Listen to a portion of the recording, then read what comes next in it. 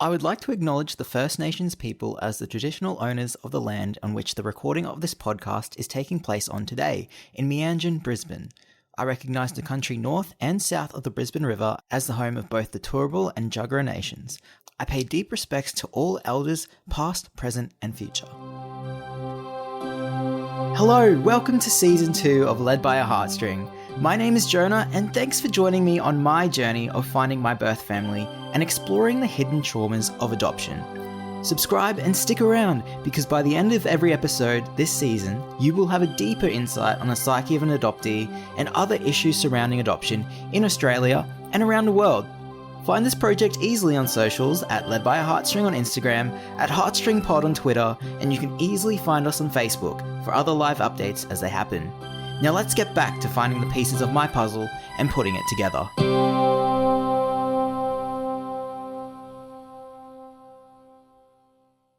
As an adoptee, we all have that scenario in our head that the search and reunion will have the perfect outcome, where all those questions will be answered, the feelings will be mutually happy, internal wounds would be healed, and our culture reconnected with us. We imagine it will be like those years spent apart never actually happened. For some, that's not so much the case.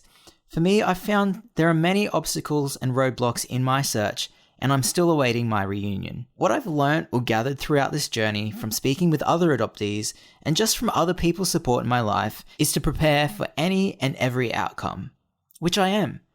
Someone who I believe has had an incredibly successful and wonderful journey searching and reuniting with his family is Alex Gilbert. Now, here's an interview I had with Alex over Zoom earlier this year about the relationship changes between you and your family during the search and reunion. Alex was born in Russia and was placed in the local orphanage for the first 2 years of his life until he was adopted by New Zealand parents in 1994. In high school, he wanted to start the search for his family at the basic level in 2009. Again, in March 2013, he started searching for his Russian birth parents, with whom he had no connection with growing up. He found his birth mother and then his biological father, who he did not know of Alex's existence until he connected in 2013, whilst in Russia meeting his mother for the first time. The story of his search with his birth parents first aired on New Zealand television in 2014 and has since launched the I'm Adopted project, filmed ongoing vlogs on his YouTube channel, released 2 books and a documentary. Welcome to the podcast, Alex. Hello, nice to be here. You're currently in Russia at the moment. How's that going? I am.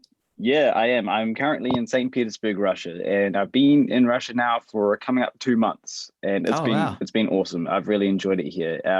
Obviously a lot colder than back home in New Zealand, but it's really helping me connect so much more with my identity and my background. That's like a goal for me, because I'm just currently starting my search and reunion. So I'm at the very beginning, like the 2009 point of your life.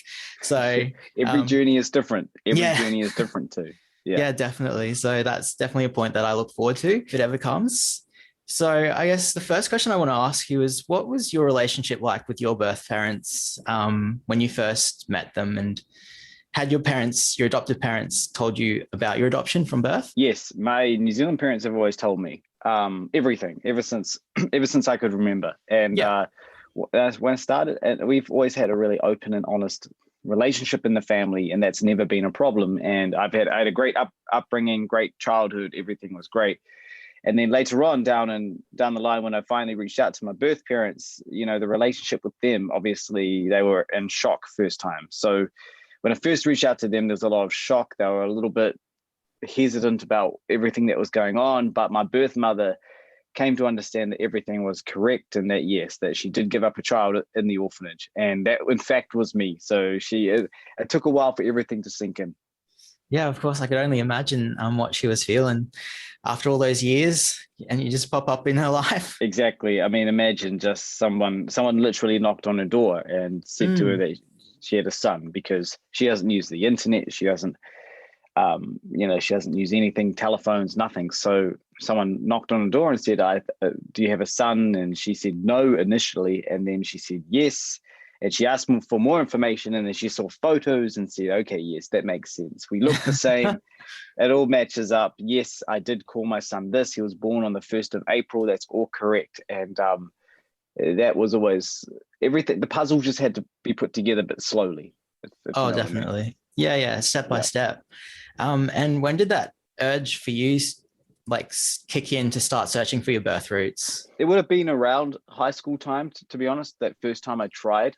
Yeah. But back then I didn't know anything about Russia, or I didn't do enough research. I needed to do more research first. And that was the thing. I was young. I was in high school. You know what you're like in high school. You're going through all sorts of ups and downs. And I just wanted to know something about them, because it was nothing, no disrespect to my own family, never, ever. It was just me wanting to know. And I was always sometimes wondering, as an adoptee, a lot of adoptees would probably agree with me, but you kind of wonder to say, what happened? What happened? Who are these people? What happened all these years ago? I need to know who they are. And when I first started connecting with them, see, I was lucky in my family. My parents were always sitting down with my brother and I and talking about it. And that was fine. That got me into the rhythm of going, okay, one day I'll eventually find them. And when it came to 2009, not 19, 2009, I really started just thinking, okay, now let's give this a go. Let's give this a try. I couldn't read any Russian. I had no idea what I was searching up. Everything was completely, I didn't understand it. So I kind of gave up at that point. And what I did after that, then I waited it out. I left home. Went to the big city in Auckland, studied for a year, did film and TV down there, and then got into work. And I just waited out a few years, and then it came to 2013, which is when I gave everything a second go. Oh, awesome. And when you did try in 2013, what a different approach did you take there? Was it the same thing, or because you were in a different point in your life, there was more time and resources that you had because you were a little bit older? Is that sort of help you there? Definitely time helped. Yeah. More, I don't know, I guess more people use social media in 2013 than 2009. That's true. Yeah. And in Russia alone, there's 2 social networks, and I went through those. I learned to read the alphabet as well back then. First of all, it was the alphabet. Okay. And that really helped. That helped as well in a way, just in regards to tracing my own information. My adoption papers was all in Russian, so I wanted to definitely learn about how last names work, because it's a little bit different over here. And I just wanted to do a little bit of research first. I didn't do enough research in the beginning. That's the moral of the story. That I just didn't do enough research. So I decided, okay, 2013, I've got more spare time. I'm not in high school. I'm not going to be a crazy teenager going through all sorts of emotions. I'm 21 now, still young, of course, still young, but I still want to give it a go. And that's when I eventually found something out about my birth mother. Is how I did that was reach to a community, and somebody knew of her that had moved to a new town. So somebody knew of my birth mother, and they knew that she had moved to a new town, and also somebody went to school with her, and they reached out to me. And so it made the world very small. This all happened overnight. Oh, wow. I went to my family's place. I remember going to my family's place in March 2013, and I said, look, I want to find my birth parents. And my parents said, go for it, please. We support you. We want you to find them. And I pulled out all the papers, and I said, okay, no, I don't know if I can find this. Don't know if I can find this. Oh, okay, then maybe let's try this last name, or let's try this middle name. Let's look at community groups. See, there's people want to know how I found them. So I'll just make it short and simple. But looking through community groups of middle names, you can also look through like little tiny communities. And what happened was somebody just knew of her, and somebody reached out to me and said, yes, this is your birth mother. It took a day or so. And then I finally got a photo of her for the first time. And I'd never seen a photo of any of my birth parents, nobody by blood ever. Wow. So I got that, and I showed my family, and I remember their reaction. Their reaction was just, Alex, this is quite weird. This is quite weird for us. I'd never expect this to happen. Yeah, but it happened all very fast. And then I asked about my birth father. And that was the next big question I had. And what happened then is they said, yes, your birth father lives in St. Petersburg now. We were just dating as young teenagers. And I said, okay, that's great. So now I had to contact this stranger in St. Petersburg and say that I was their son. And that's what I did through social media after that. Just remember it like it was yesterday. It all happened very fast. Oh, you would. It's such a big point in your life where, you're meeting your birth parents for the first time, and it all just happened so fast. Do you have any other siblings from your birth family? Yes. So with my birth mother, I don't have any other siblings from her. Yeah. But I've got two siblings from my birth father, so I've got a half sister and half brother, and they're obviously different birth mother. But yeah, I've got a sister here in St. Petersburg. She's 8 years old, and All my right. half brother, he's 33. So Oh, wow. it's I'm in between. Yeah. The middle child. But in the middle child. But it's so my sister, she's grown up knowing she's always had a brother, and All right. that's quite special to her. And she Yeah. always calls me the New Zealand brother, and which is really nice. And so that we have a special relationship, me and my sister, and it's just she's learning English in school, and one day, it's just I'm gonna be there to support her when she gets older, because she might want to go traveling. It's just I'm the bigger brother, I think, in a way. The other Right. brother, he's great, but he doesn't have such a strong connection with his sisters like I do, even though I'm in New Zealand. But Yeah. it's Right.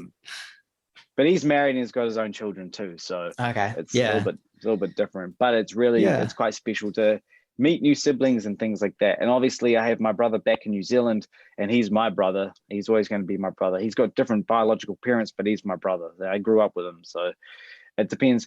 It depends how you look at it, but I think it's quite incredible and special when you find out you've got siblings and the long lost family that you never knew you had. That's the other side of it, and it's quite unique.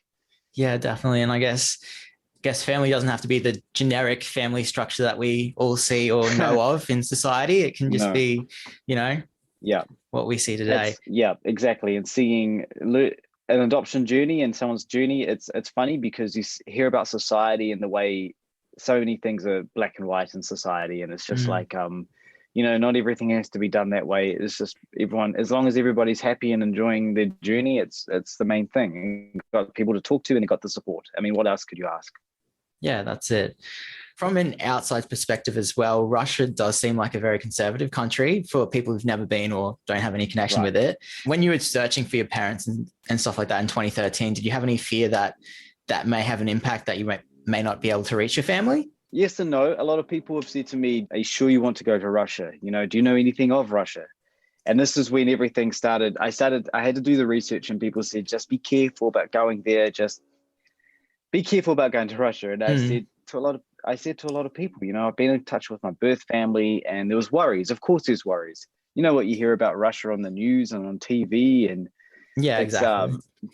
But I just said, look, I really want to go there. I really want to meet these people. This is family. Let's take Yeah. politics out of this. This Yeah. is family. Yeah. This is a big part of my life, and I really need to do this.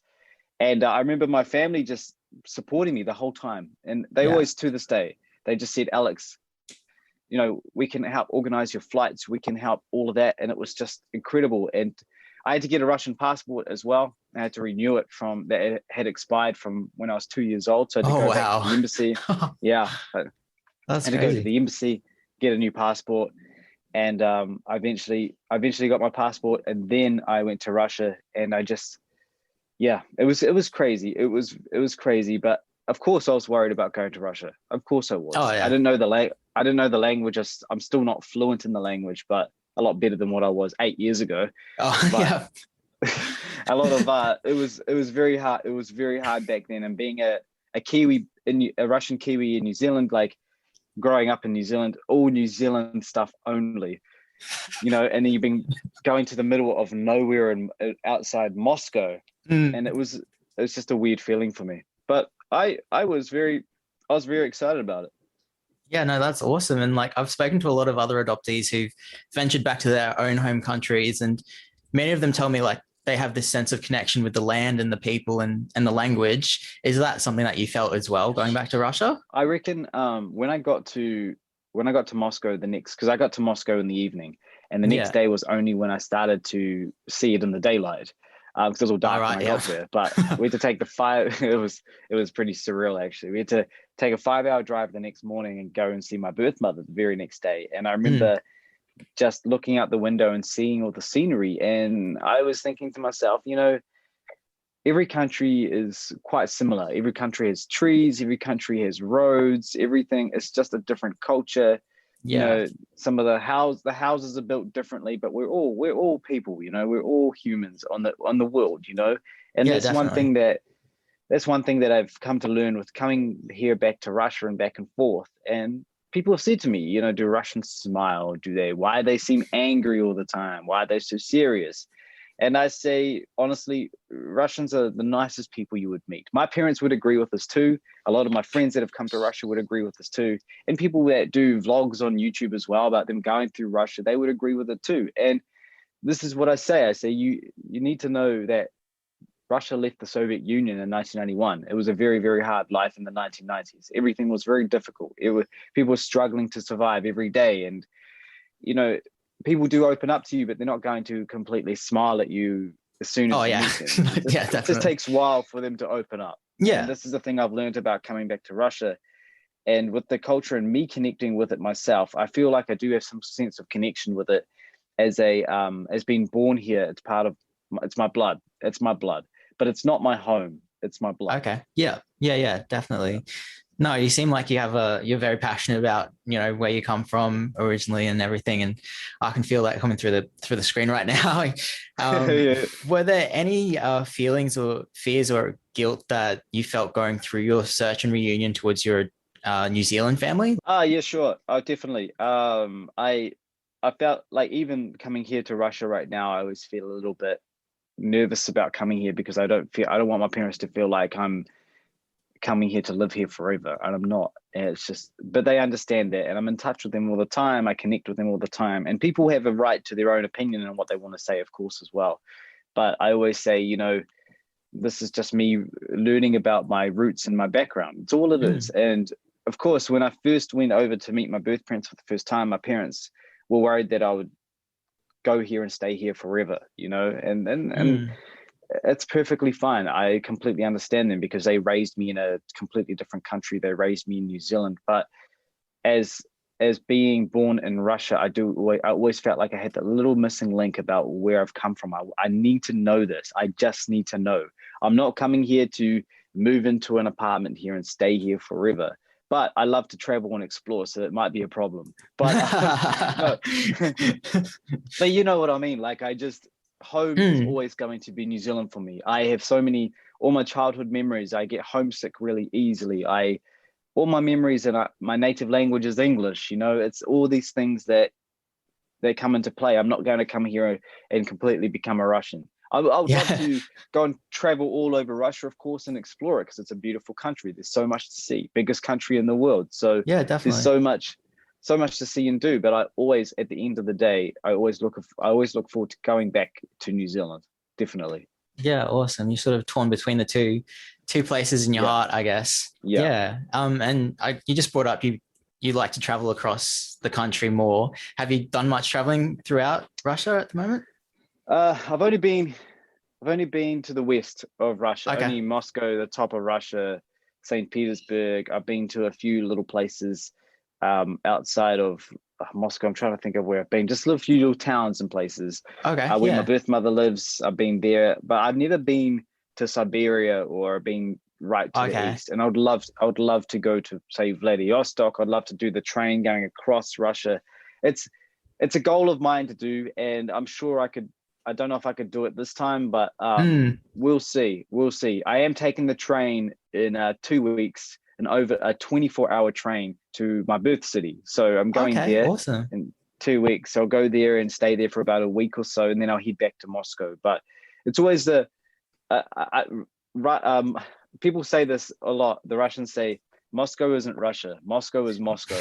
Russia, the real Russia is outside of Moscow, and you see all the little towns, and I definitely see the little towns. Like where I'm born, it's not a little town, it's 500,000 people, but it's a town. Yeah, right. It's a city, it's a smaller city. And that's the real Russia. And St. Petersburg is ultimately the most beautiful city, really. It's so beautiful here in St. Petersburg. So much history, so much beauty in the buildings, and it's very European. It's all got a lot of history in it. But Moscow is nice too. I love Moscow. There's too many people though. Right. Okay. It's nice. It's a really nice place though. Yeah. Awesome. I mean, your hometown, did you say was 500,000? So about 500,000. Yeah. Yeah. Right. Archangels. Yeah. Okay. That's how you say it. Cause I saw it written somewhere. I'm like, how do I pronounce that? Yeah. In Russian, it's pronounced Arkhangelsk, but in English, I think it's just archangels. Oh, sweet. Oh, okay. Makes it a bit easier. Yeah. It makes it a little bit easier. Yeah.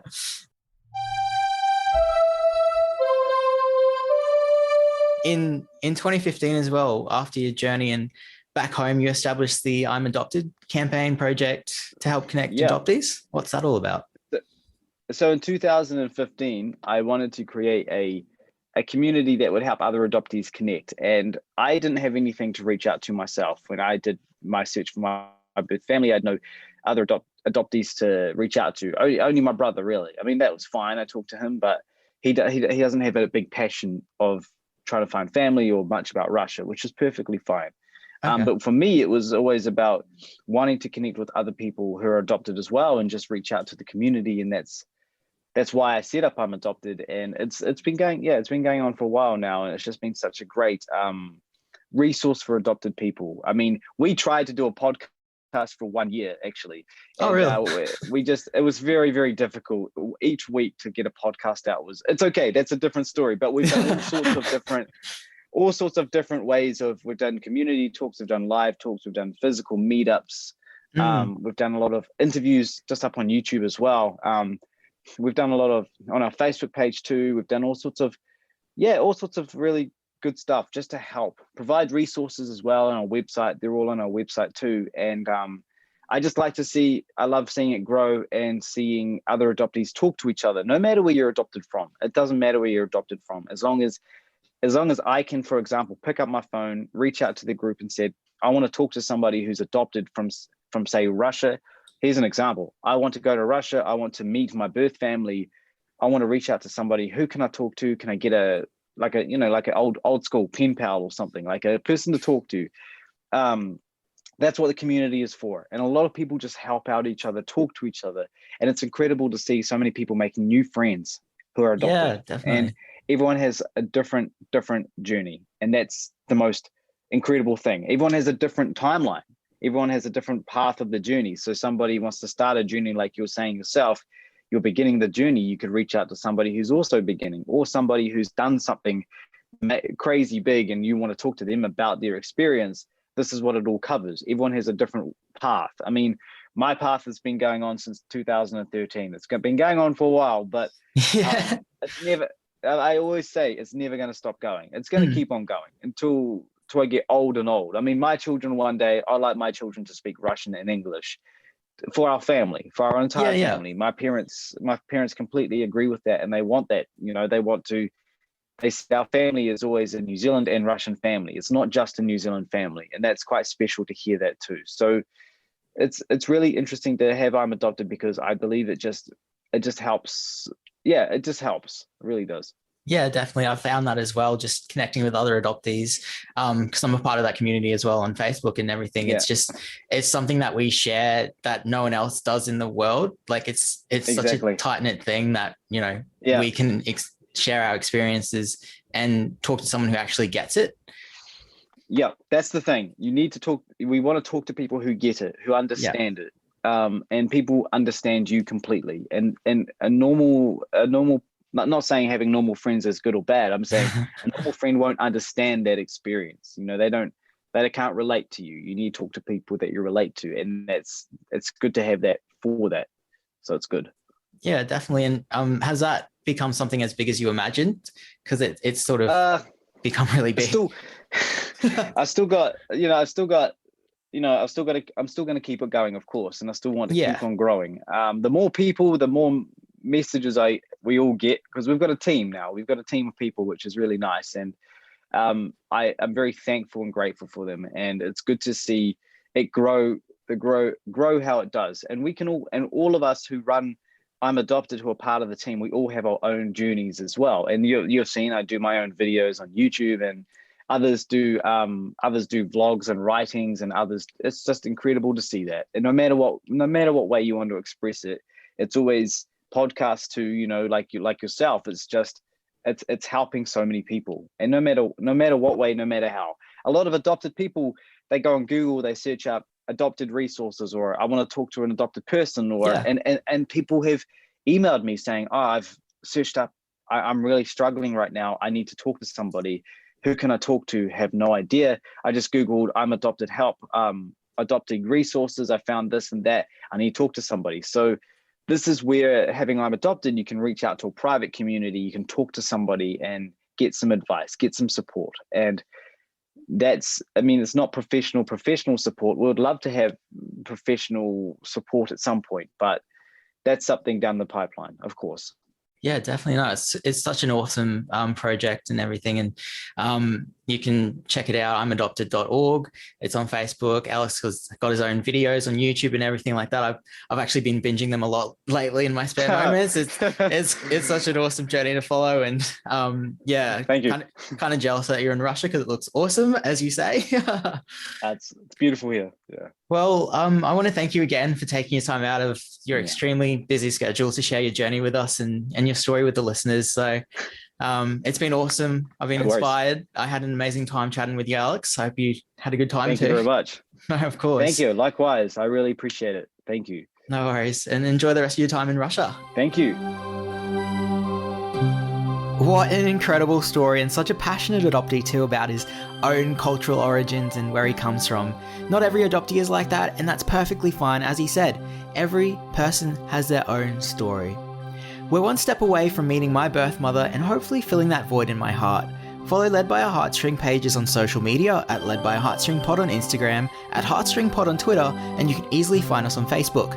Next week, Phoebe Garland, a fellow adoptee and ambassador to our friends over at Adopt Change, joins me for a conversation about intercountry adoption and her experience with adoption, growing up in regional New South Wales as a Vietnamese child.